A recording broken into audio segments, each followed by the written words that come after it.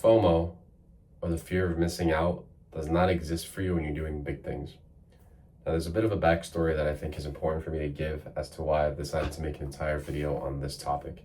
And to kind of add into the theme of why it's relevant, it is 12:35 for me right now on a random Wednesday.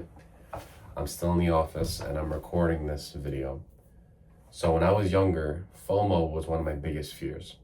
This concept that I could be cooped up somewhere doing something that may or may not be relevant while my friends and my family, the people that I knew, were out and about doing something that is of great enjoyment or is going to give them great memories without me, was a big fear that I have always had. It always made me anxious, and it never really made me focus on doing my own thing because I always wanted to be involved in what other people are doing.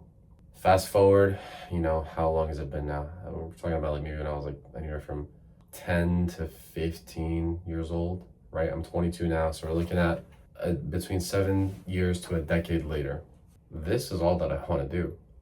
Me being in the office by myself past midnight on a random Wednesday working is what I prefer to do. It's what I want to do. It's what I'm doing with happiness and joy. Like, this is it for me.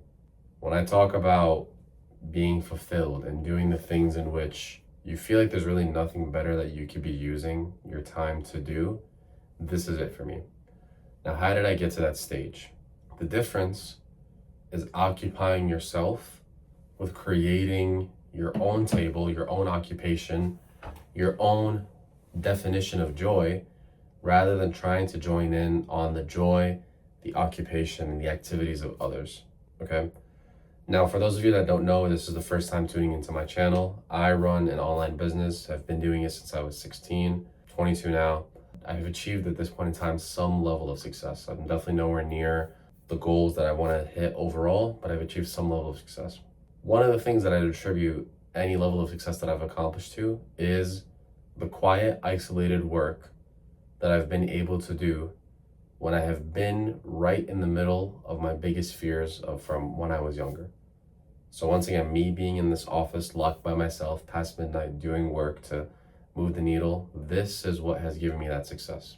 Now that I have some level of success with the business, I have noticed that the approach and the treatment that I have received from the people around me, and even the very same people that would do the things that would cause the FOMO for me when I was younger, are now coming to me, asking me for advice, asking me to hang out.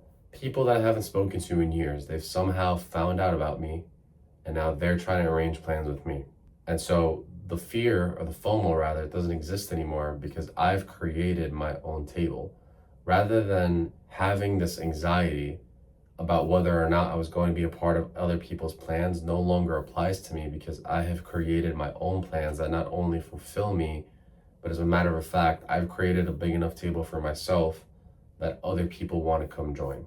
And so if you are someone that is experiencing this fear of FOMO and it's something that you're suffering from and you feel like it's not giving you the highest quality of life possible, it's because you're not occupying yourself with creating and building and giving yourself a life that is satisfactory enough for you and fulfilling enough for you that you don't need to concern yourself with what other people are doing. As a matter of fact, this isn't to just say that you should isolate yourself and be alone all the time. It's to say that you should do enough to be happy with yourself, whether you're alone or with other people.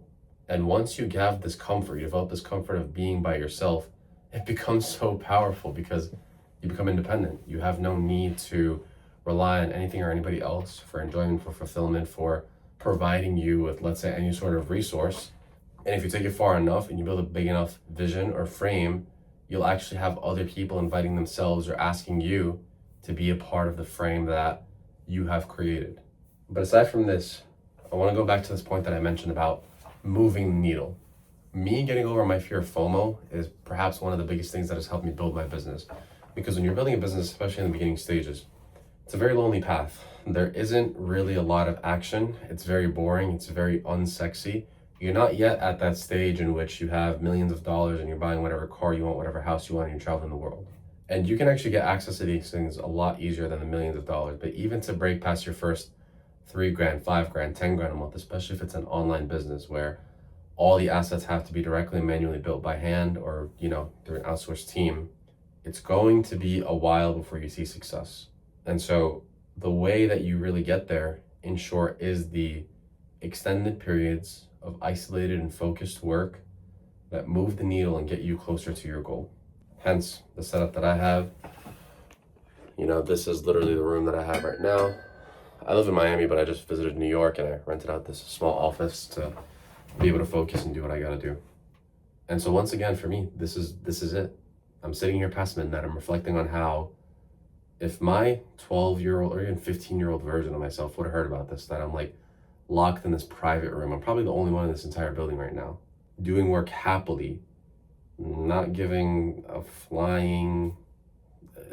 any sort of consideration for what other people are doing. I probably would have freaked out and asked myself, how can I even justify that?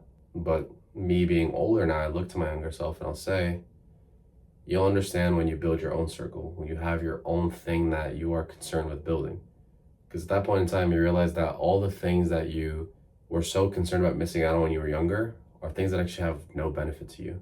Whatever hangout was going on with the friends, whatever event you missed, whatever gathering, it's really not that important when it comes to accomplishing your goals, which ultimately will give you the highest level of fulfillment. So yeah, guys, that was the cure for FOMO, at least from my perspective. You feel like you're constantly anxious because you're missing out on the gatherings and the plans and the events of other people. It's because you're not doing anything big enough for yourself that is making you occupied and satisfied with your own self and not concerned with other people. So get busy, get building, raise your value enough that you don't need to concern yourself with what other people are doing.